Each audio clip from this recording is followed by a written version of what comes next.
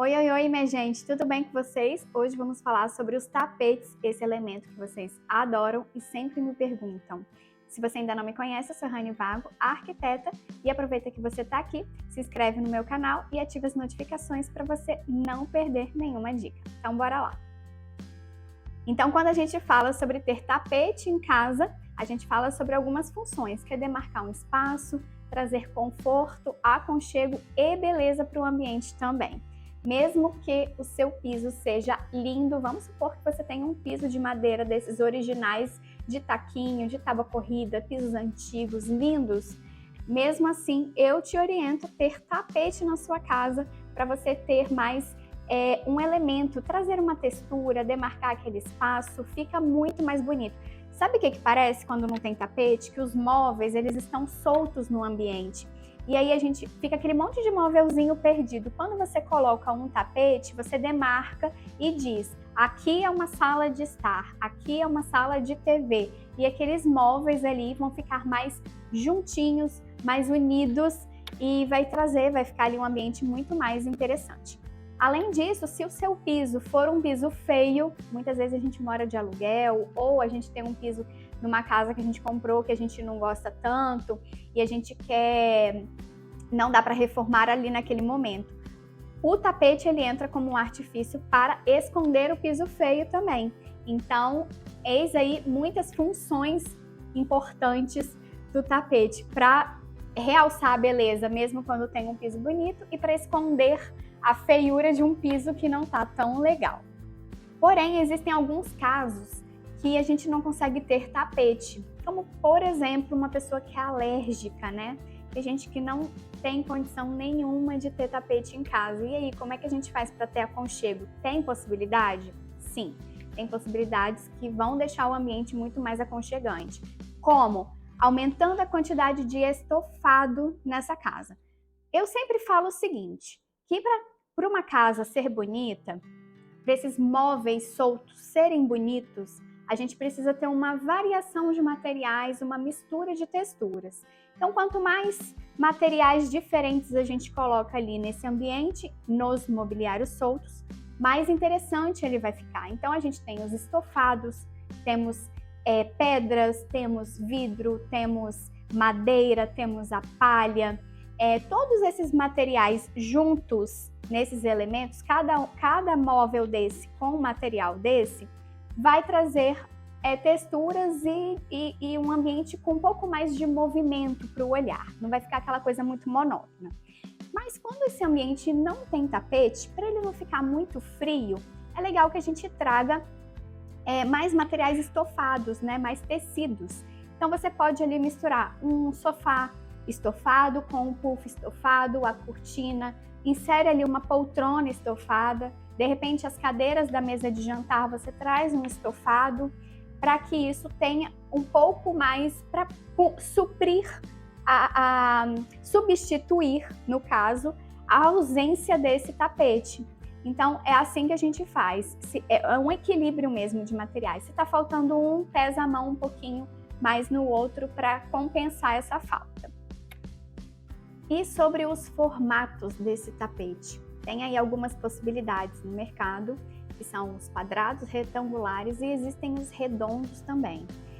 Eu uso mais os retangulares e os quadrados, não gosto de usar tapetes redondos. Eu acho muito infantilizado, eu gosto mais de usar eles em quartos de criança. Por exemplo, você monta um quartinho de bebê, aí você tem uma poltroninha de amamentação, aí você coloca um tapetinho redondo, colorido, uma coisa que combina ali com o espaço, e aí ele fica bacana. Agora, trazer isso para a sala, eu acho que faz falta um tapete maior, porque o redondo, ele não fica bonito no ambiente. Um tapete retangular que abraça ali todo o mobiliário, que os móveis ficam em cima ali daquele tapete, ou quadrado, dependendo do tamanho do seu ambiente, porque a medida desse tapete, se ele vai ser retangular ou quadrado, é de acordo com o seu espaço, é o seu espaço que pede. E aí tem essas três possibilidades. Então, redondo não usamos na sala, usamos só no quartinho infantil e a gente fica mais nos retangulares e nos quadrados. Tem as passadeiras também, que eu adoro utilizar, principalmente em halls de entrada. Às vezes você tem um hall que é um pouquinho mais comprido, naquele corredor, naquela circulação íntima da casa. Tem também ali na frente da pia aquelas passadeiras para cozinha. Fica super bacana e dá para trazer vários estilos diferentes, desde que sejam materiais naturais. Isso daí vai ficar bem interessante. E quanto aos materiais desse tapete, eu sempre opto por materiais naturais. Então, juta, sisal, chenille e algodão são os meus favoritos. Eles fazem uma composição entre os coloridos. Você pode ter fios de algodão coloridos entrelaçados, mas você pode ter também esse tapetão aí mais neutro. E você pode estar misturando também esses materiais. Você pode ter um tapete só de algodão, um tapete só de sisal, um tapete só de chenille. E você também pode misturar os 4 materiais, ou você pode misturar alguns junto com outros. Como? Sisal é o material mais barato que tem no mercado para tapete. Só que ele também é um material muito áspero e mais duro. Então, assim, tem gente que quer um pouquinho mais de conforto na sala. Então, nesse caso, o sisal ele não cumpriria essa função de conforto. Ele só demarcaria o espaço e traria ali uma textura para o ambiente, né? Uma beleza. Ele também é um pouquinho mais difícil de limpar no quesito lavagem. Não pode ser lavado. Então, talvez, nesse caso, não seja tão prático para você. Só que o sisal, ele pode vir como mais um material no tapete. Você mistura ele com o chenille, por exemplo, ou o algodão, que são os mais confortáveis. Se você quer um pouquinho mais de conforto, insere esses materiais.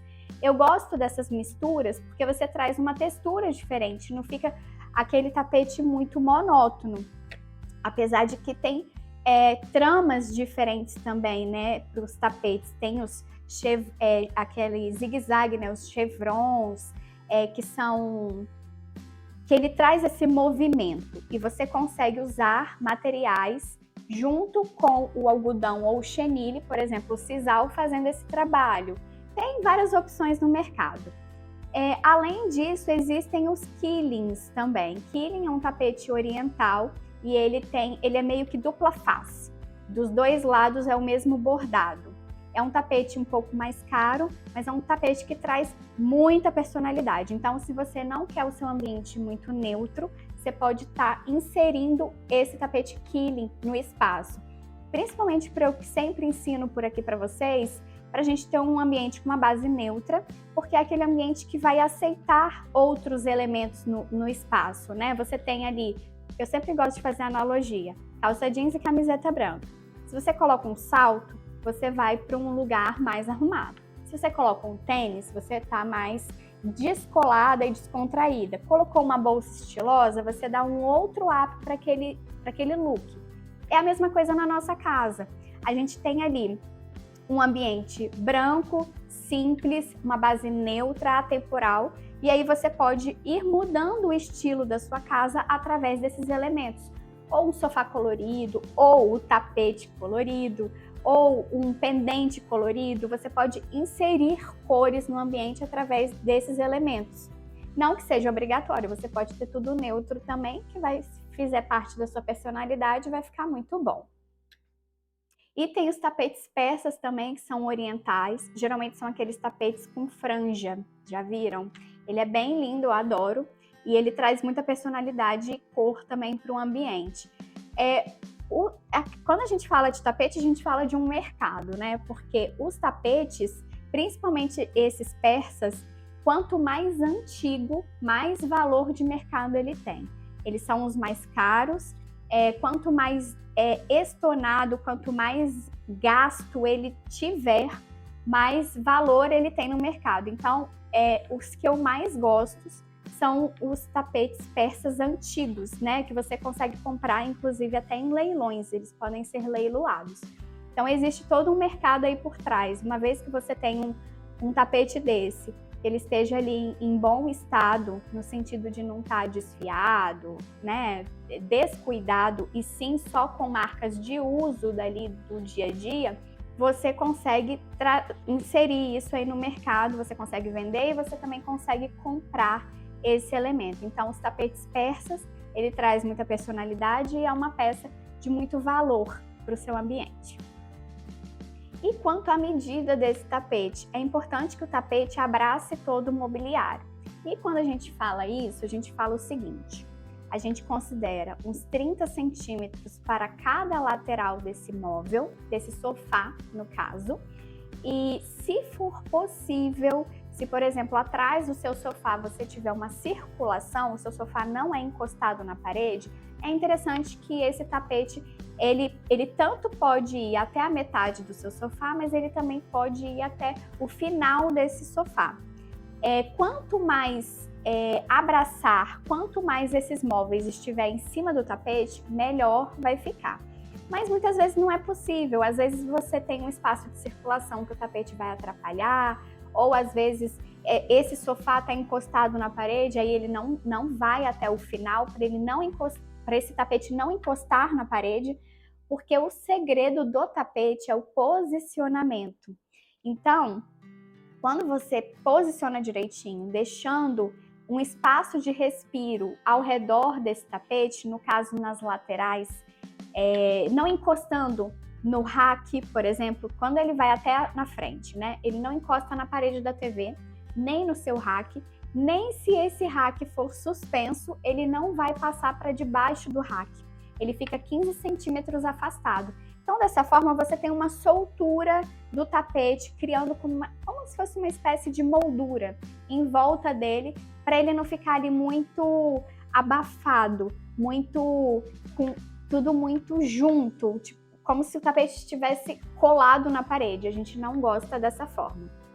Vamos ver como é que isso fica na prática, a questão das medidas e a questão do posicionamento. Vou mostrar para vocês. Trouxe vocês aqui nesse ambiente para mostrar o jeito certo e o jeito errado. Olha a diferença de um tapete mal posicionado para um tapete bem posicionado que a gente vai fazer juntos. Ó, ele aqui encostando no rack, tá vendo? Olha como é que o ambiente fica super abafado. Olha só como que fica a cortina. A cortina não tem nem caimento ali embaixo, né? Ela fica agarrando ali no tapete. Então esse daqui é o jeito errado de se posicionar um tapete. Vamos ver agora o jeito certo. Mas antes de eu te mostrar o jeito certo de posicionar o tapete, aproveita para curtir esse vídeo e compartilhar com a sua família, com seus amigos, para todo mundo aprender de uma vez por todas a colocar o tapete bem bonito em casa. Olha só a diferença do antes para agora. A gente fez essa soltura do tapete para o rack, então ele não encosta no móvel que está aqui à frente. Aqui a gente considerou 15 centímetros. Afastamos e alinhamos aqui a esse móvel também, para ter um respiro ali para o balanço dessa cortina. E aqui, minha filmmaker, aqui a gente posicionou meio que na metade do sofá. Então, sobre as medidas do tapete, é importante que você saiba que existem medidas padrões no mercado. Se você estiver medindo o seu tapete na sua casa, eu sempre falo, passa uma fita crepe no chão, marca com essas medidas que eu tô falando, vê o que acontece, até que medida você chega.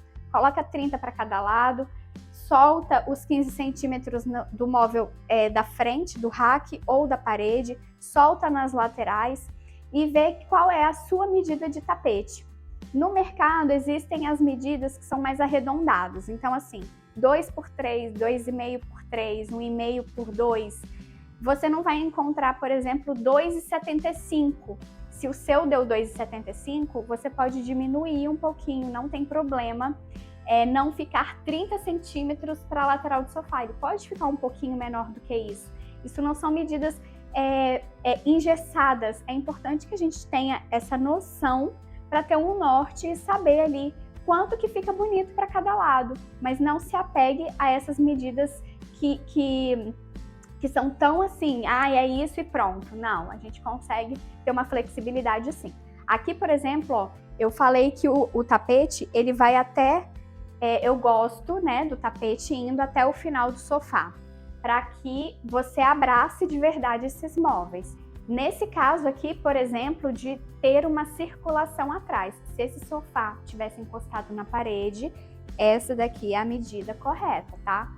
E aqui nesse caso, que é uma circulação que vai lá para a área externa e tem uma mesa de jantar e tudo, não teria como a gente seguir a regra do tapete abraçando o mobiliário quando não tem uma parede atrás. Nesse caso aqui é uma circulação, não daria. A pessoa poderia até tropeçar no tapete aqui indo para lá. Essa ponta de tapete seria uma ponta que atrapalharia e não ajudaria. Então a gente tem que saber diferenciar essas coisas. Espero que vocês tenham gostado desse conteúdo, que tenha ajudado a vocês, tenha sanado as dúvidas e até o próximo vídeo.